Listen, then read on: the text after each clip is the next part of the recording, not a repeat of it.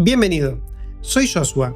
Hoy vamos a estar trabajando en un recorrido tutorial de los fundamentos de las cámaras virtuales dentro de Unreal Engine, cómo crear un level sequencer, que sería el equivalente a un timeline de, por ejemplo, cualquier editor de vídeo como DaVinci Resolve o Premiere.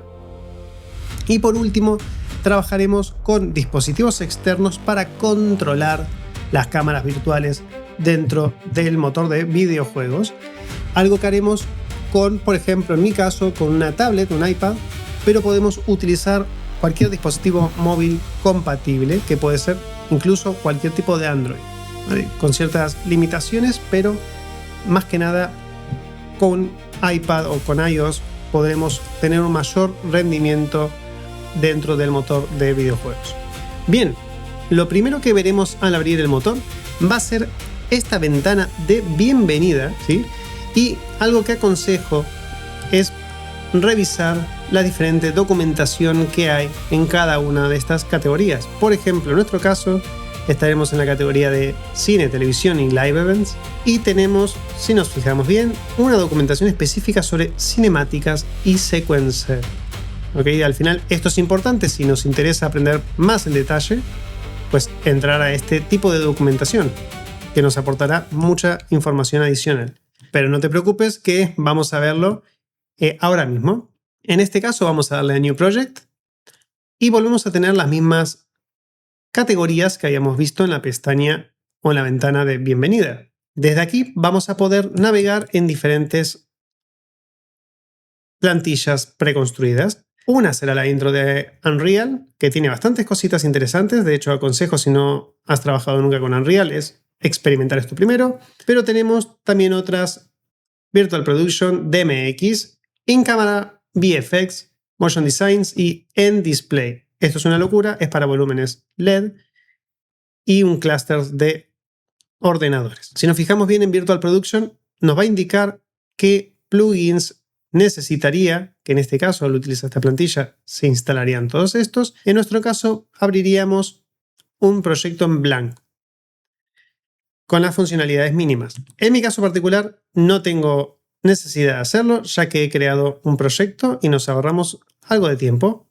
Vamos a cerrar las ventanas y trabajaremos con un mapa, un asset descargado de Fab, Modular Viking Village, que es una locura lo precioso e increíble que se ve este escenario.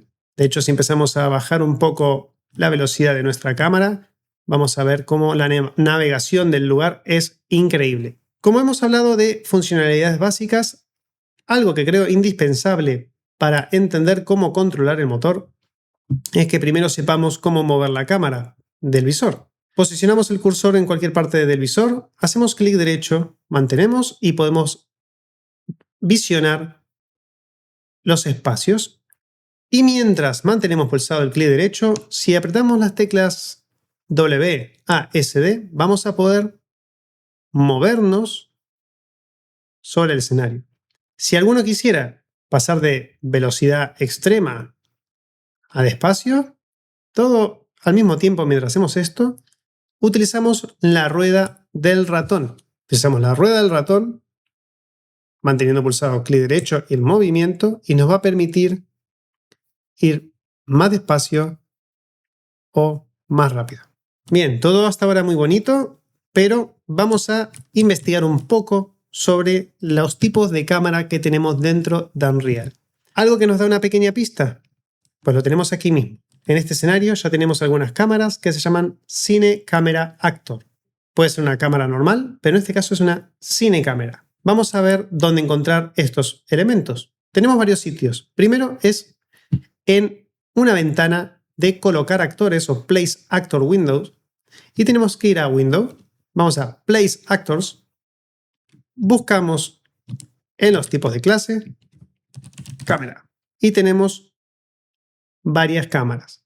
El Camera Actor normal y el Cine Camera Actor. La diferencia entre estas dos, si nos fijamos, al dejar el cursor quieto unos segundos, también nos da un poco de información.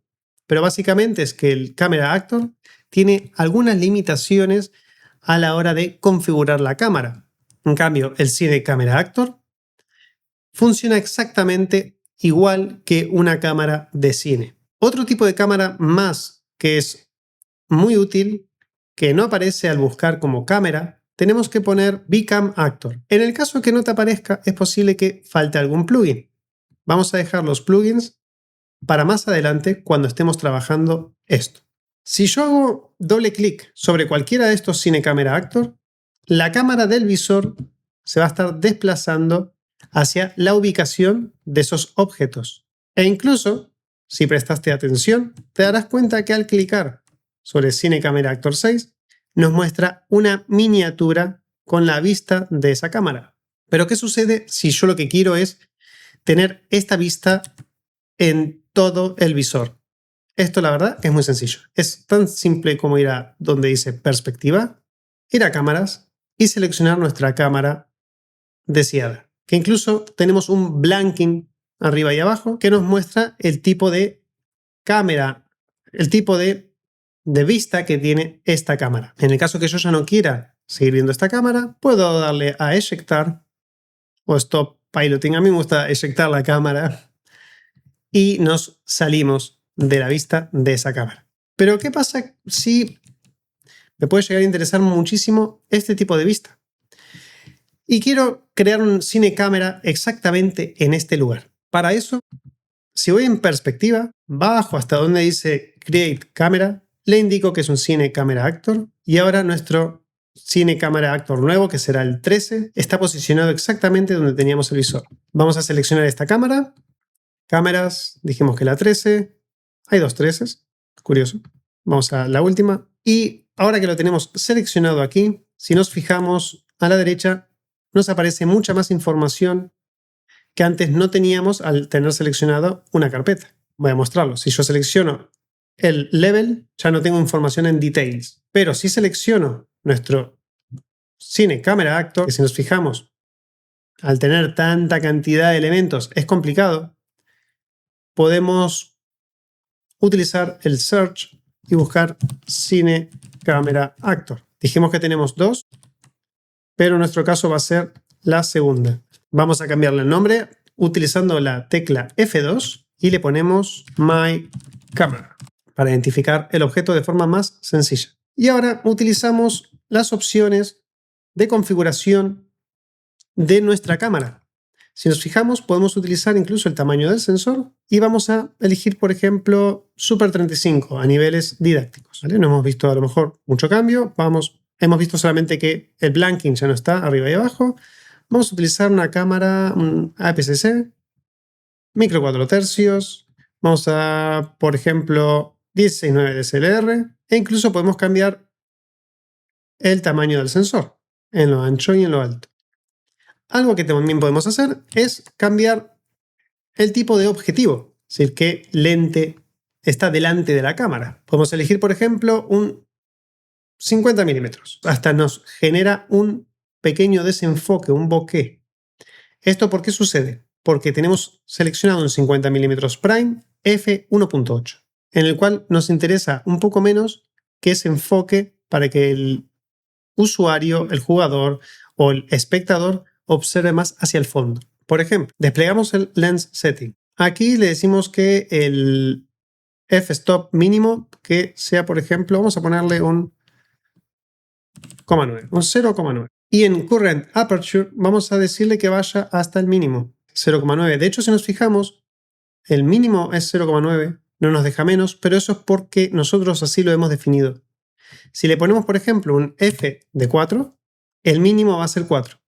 Entonces, esto nos permite tener un control brutal a la hora de animar la cámara. Vamos a ponerle de nuevo 0,9, vamos a bajarlo a 0,9. Y el enfoque ahora, digo, el fondo no me interesa, quiero enfocar lo de adentro. Quiero enfocar este escudo de aquí. Pero me refiero manual de elegir un número en concreto, una cantidad de metros o distancia que nosotros queramos. Pero si no estamos seguros, cogemos el cuentagotas, lo utilizamos y ahora tenemos este tipo de vista. Vamos al escudo que está más cerca. A lo mejor el aperture vamos a subir un poquito. Y ahora tenemos ya una cámara muy cinemática, muy bonita. Y si quiero disminuir el brillo o más cosas, pues vamos a utilizar un nuevo actor que se llama Post Process Volume. En esta escena en concreto ya la tenemos. Si no la tuviésemos, vamos a arrojarla. Pero antes de hacerlo, lo que voy a hacer yo es borrar la que ya tenemos aquí en la escena para que podamos jugar un poquito con esto. Bien, vamos a tirar el Post Process Volume en la escena para poder tener un poco más de control con este volume. Vamos a volver a colocarlo. Por algún motivo se está quedando fuera, pero vamos a dejarlo lo más abajo posible. Bien, ahora sí, esto me cuadra muchísimo más. Si vemos, es un cuadrado. ¿Qué es lo que hace este cuadrado? Este cuadrado nos limita. Nosotros podríamos entrar aquí y que pase a ser de noche, por ejemplo, o que se apaguen las luces. Vamos a buscar la exposición, el exposure.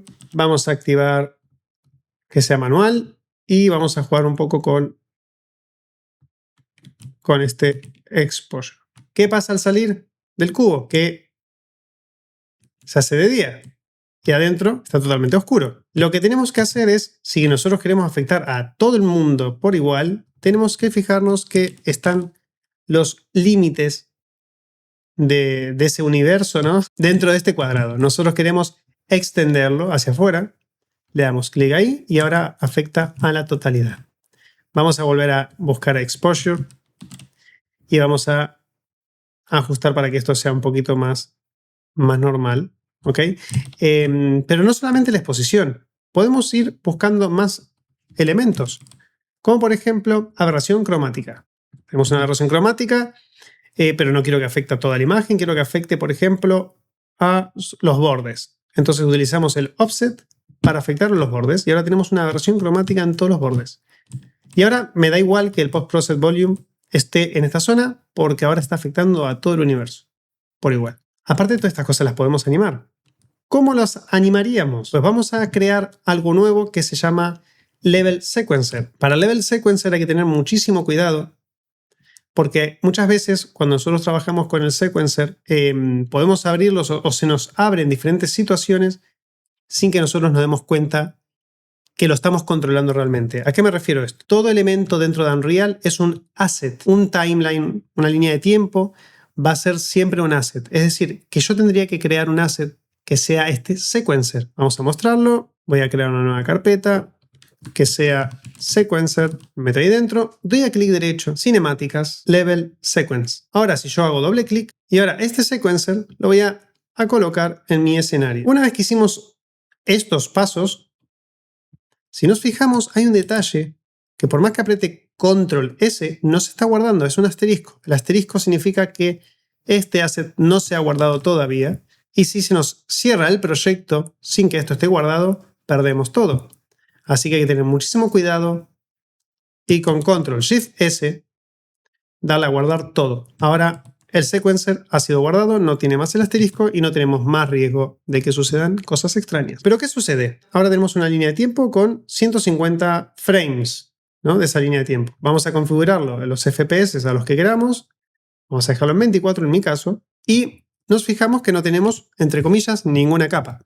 Lo que tenemos que hacer aquí, arrojar nuestros assets al sequencer. Vamos a seleccionar la cámara, hacemos clic, arrastramos y suceden varias cositas. Primero, tenemos nuestro asset y luego tenemos los cortes de cámara, porque podemos tener muchas cámaras en una secuencia. Vamos a darle un poco de animación, pero ¿a qué le voy a dar animación? Le voy a dar animación al enfoque.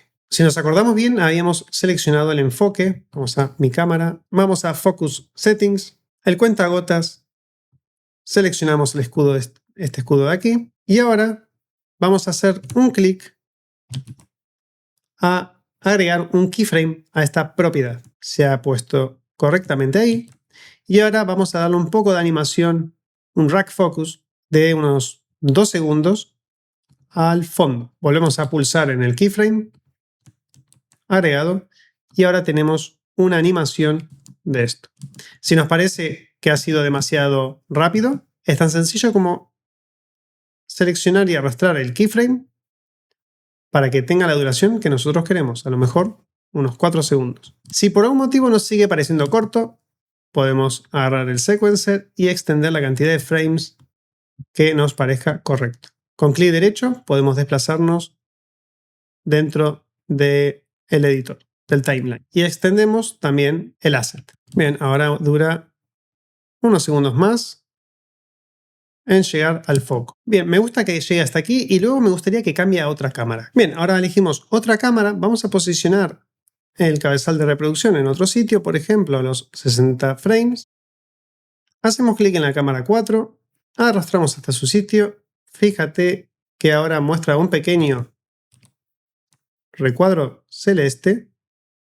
Lo soltamos ahí y ahora tenemos un corte natural en ese punto. Pero ahora, ¿cómo veo el montaje? Para ver el montaje, lo que tenemos que hacer es ir aquí arriba y si estamos en el Default Viewport, vamos a cambiar a Cinematic Viewport. Con eso seleccionado, vamos aquí al Camera Cuts y cambiamos. De esta manera, ahora tenemos un corte en un punto, otro corte en otro. Bien, algo curioso que si vemos este pequeño como salto o animación, si prestamos atención, es simplemente dentro del motor el tiempo que tarda en renderizar ese cambio de cámara. Si nos fijamos en la cámara nueva, hace una especie de como zoom, pero realmente no está haciendo zoom. Si nos fijamos un frame adelante y uno atrás, no hay movimiento. Y en la cámara anterior, en la primera, en My Camera, si nos fijamos hasta tarda en aplicar la iluminación. Esto en un render o mientras está reproduciendo el juego no suele suceder y hay que optimizar la escena para que no haga estos cambios tan raros o incluso precargar cámaras antes de hacer el cambio. Pero bueno, eso es otra cuestión que va para otro momento. Bien, y la cámara 4, a mí me gustaría darle un pequeño movimiento. Entonces, ¿qué es lo que puedo hacer? Voy a la cámara 4. Si nos fijamos en esta zona, tenemos varias cosas, como la apertura, que ya lo habíamos visto, y la transformación. Tenemos tanto movimiento como rotación y escala. Aunque escala, nosotros no lo vamos a estar utilizando porque por más que cambiemos la escala de la cámara, no nos va a afectar absolutamente nada. De hecho, este es un setting que podemos, o un parámetro que podemos borrar. No nos está borrando la cámara, solamente está borrando ese parámetro en nuestro sequencer. Y esto es bastante útil para solamente tener los elementos que estamos utilizando. Pero, por ejemplo, ¿puedo controlar la cámara de forma manual dentro del editor? ¿No? Que esa puede ser una duda bastante respetable. Sí, puedo. De hecho, nos vamos a la cámara 4, en cámaras, la 4, y vamos a desactivar el Cinematic Viewport y lo vamos a dejar en Default. Si nos fijamos, cuando yo mueva, va a estar siendo alterado los parámetros de las propiedades. Así que lo que vamos a hacer es, como ya aprendimos que podemos tener un movimiento súper controlado y bonito con el ratón, a lo mejor podemos animarlo, ¿no? Así que vamos a ponernos ahí y ahora vamos a agregar dos keyframes. Bueno, vamos a posicionar la cámara en otro sitio. Primero quiero que llegue a este punto, por ejemplo. Vamos a darle a la ubicación y luego la cámara la posicionamos a que mire hacia esa zona. Por ejemplo, cambio la rotación con los keyframes. Hagamos una función a la vez y ahora tenemos ya este pequeño movimiento.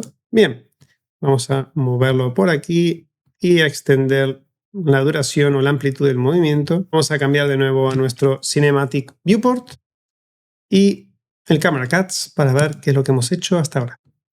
Bueno, y al darle play vemos el montaje que hemos hecho. Bastante bien, ¿no? Ahora vamos a volver al modo de Default Viewport. Y algo que es bastante importante tener en cuenta que nosotros podemos tener varios visores al mismo tiempo por si quisiéramos posicionar cámaras en diferentes puntos. Y para eso, desde aquí podemos tener una vista de diferentes ángulos o tener más cámaras seleccionadas. Vamos a elegir, por ejemplo, cámara 1. Vamos a poner también nuestra My Camera en alguna. Y vamos a elegir, por ejemplo, cualquier otra cámara. Esto es para que nosotros podamos controlar y tener mayores vistas por si fuese necesario. Lo único que hay que tener en cuenta es que más cámaras van a estar ocupando más memoria en el sistema. Así que sería aconsejable esto tenerlo con un poco más de cuidado. Vamos a volver a la pantalla principal. Y no nos olvidemos, cuidado con algo. Nuestro sequencer todavía no ha sido guardado. ahora al sequencer formar parte de nuestra escena, ¿se acuerdan que lo tiramos aquí?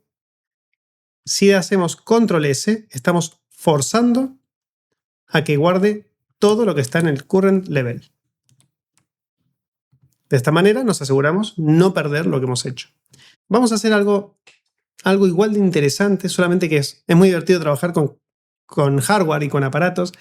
Así que vamos a activar un plugin elemental para nuestro caso de conectividad con otros dispositivos. Vamos a Edit, Plugins, buscamos LiveLink, hacemos clic en este LiveLink y nos pediría que reiniciemos, ¿no? Vamos a seleccionar, activamos uno, no reiniciemos hasta seleccionar todos los que necesitamos. Puede ser que también necesitemos LiveLink Lens si tuviésemos algunos objetivos y quisiéramos controlar unas lentes. Vamos a buscar el ARKit de Apple y en principio con esto vamos a buscar a ver si tenemos también el plugin Virtual Camera y Virtual Camera Core. Vamos a darle ahora reiniciar, salvar seleccionado y ahora sí, una vez que abre el proyecto tendremos que cargar nuestro nivel con doble clic y tenemos la VCam. Antes de arrojarla al mapa hay que tener presente que nosotros tenemos que activar el Pixel Streaming. Por lo general se activa de forma automática cuando nosotros arrojamos el VCam Actor por primera vez a la escena. Así que vamos a hacerlo. Tendrá que haber activado, de hecho lo vemos aquí, y nos muestra en esta zona también. Y con un timecode tenemos el servidor de streaming activo. Y ahora vamos a tener que pasar a nuestra aplicación de la tablet. Bien, la aplicación se llama Unreal VCam, antes era LiveLink Camera. Si se fijan, yo ya tengo una configuración, tengo mi IP. Y en principio, al darle a conectar, esto debería conectarse sin ningún problema. Pero antes, ¿cómo accedo a este IP? ¿Cómo sé qué IP tiene mi ordenador? Así que para eso hay varias maneras. Una es desde la consola del sistema poner ipconfig y vamos a tener el IP. Pero otra que a mí me gusta y es muy interesante, fácil. Vamos a Edit, Project Settings. Vamos a esta una opción que dice UDP Messaging. Nos fijamos el Unicast Endpoint. Vamos a tener varios IPs. El 000 lo dejamos, o sea, no nos va a aportar. El 127 sería el localhost, que sería el IP refiriéndose a sí mismo, al mismo dispositivo, así que este no nos vale, no nos sirve. Y tenemos el último, que en principio sería este el que tenemos que colocar, sin el 0. El puerto siempre va a ser el que nosotros tengamos configurado en nuestro Pixel Streaming. De hecho, aquí mismo también nos muestra los diferentes IP. Son diferentes formas de acceder a esto. Así que, si volvemos a la aplicación de la tablet y le damos a conectar, tenemos ya un movimiento de la cámara bastante interesante. De hecho, algo que me gusta es que si nos fijamos, esto nos funciona un poco como si fuese un videojuego del móvil, ¿no? Tenemos un slider a la derecha que vamos controlando con el dedo y a la izquierda tenemos un joystick también para movernos. A la derecha giramos la cámara. Es exactamente igual que con un joystick. Entonces con esto ya nosotros vamos a poder tener un control de esta cámara virtual. Si nos fijamos, también tenemos otro botón arriba a la derecha que es para darle a grabar. Entonces empezamos a grabar una escena y, por ejemplo, miramos, no sé qué, pero ¿qué está pasando a todo esto en Unreal? Pasan cosas extrañas a darle a grabar. Pues que nos ha abierto varias cositas más. Tenemos el tape recorder que se ha abierto, esto es elemental para poder trabajar, y vemos un sequencer. Bien, esto es un poco trampa, cuidado con esto, porque evidentemente tenemos un sequencer, de hecho yo me voy a ir moviendo, no, si me voy moviendo afuera no me van a escuchar. Es un sequencer que necesita para poder grabar y registrar todos estos movimientos, ¿no? Entonces yo puedo ir, me puedo agachar, puedo ir así, de hecho me voy a ir moviendo. así como voy flotando, ¿no? Voy, ¡oh! Un fuego, ¿no? Esto está súper interesante, es muy divertido. Y ahora vamos a darle stop, vamos a detener esta grabación. ¿Qué pasó? Desapareció lo que teníamos en el sequencer. Eso, en principio, como que nos puede dar un poco de pánico. ¿Tenemos el take grabado? No lo tenemos. Han cambiado cosas que como no prestamos atención o porque no lo vimos detenidamente, tenemos ahora un take 2. Esto quiere decir que satisfactoriamente tenemos el take 1 guardado y podríamos verlo. Vamos a darle Review the last recording y tenemos el registro de todos los movimientos que hayamos hecho. De hecho, creo que lo mejor que ha quedado fue el vuelo de águila que hicimos anteriormente. Brutal. Bien, ¿y todo esto dónde queda para yo poder verlo o tener un control? Para eso tenemos que ir al Content Drawer y ha pasado algo interesante, es que se ha creado una nueva carpeta que dice Cinematics, Takes, Fecha, Escena y Subescenas si tuviésemos también. Entonces en esta escena es un nuevo Level Sequence y si le damos doble clic se va a abrir nuestro sequencer. Vamos a cambiar de cámara. Vamos a primero abrir un nuevo window con un nuevo viewport. Entonces al tener un nuevo viewport nosotros podemos navegar de una forma más cómoda por el escenario mientras estamos viendo la otra pantalla que tenemos controlado con el iPad. ¿Se acuerdan de todas las cámaras que teníamos? Cinecamera, Actors, muchísimas. Pues vamos a volver a la aplicación del iPad y vamos a fijarnos una cosita. Si nos damos cuenta, arriba, a la derecha, tenemos un desplegable donde podemos ver todas las cámaras. ¿Y qué pasa con esto? Al estar en otra cámara, puedo controlarla. Lo único que a lo mejor me enloquece un poco o me estresa psicológicamente ver todas esas líneas, esos grids, esa información del editor.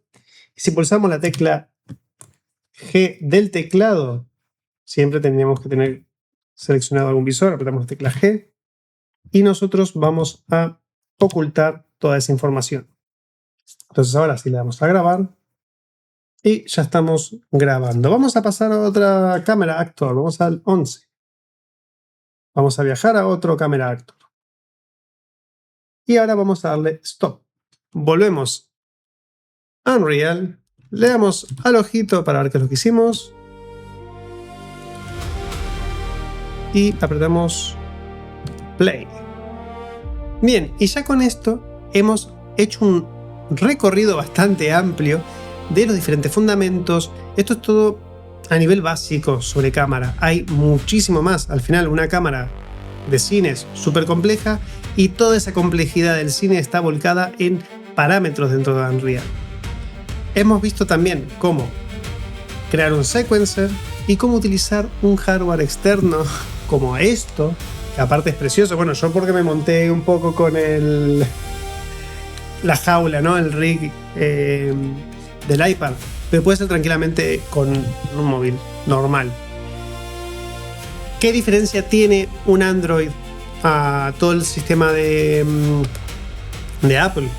Es que Apple en las versiones Pro tiene el LiDAR y el LiDAR lo que nos va a permitir es movernos por los entornos, que Android nos va a limitar solamente a un eje o un punto concreto de la cámara. La cámara solamente se va a poder mover en tilt, paneo y cualquier otro tipo de rotación sobre su propio eje. Al menos he probado con Android hace un tiempo y no era posible tener movimiento dentro de un entorno 3D.